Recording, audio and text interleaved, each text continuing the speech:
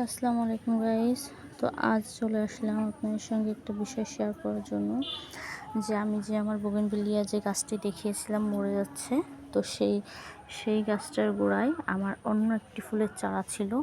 এটা হচ্ছে কি চারাটা ফুলটার নাম আমি জানি না। তো দেখেন কি দারুণ, কি অসাধারণ ফুলটা, একেবারে পার্পল কালারের একটা মাইক ফুল টাইপের। দেখেন কতটা কিউট ফুলটা, এতটা সুন্দর।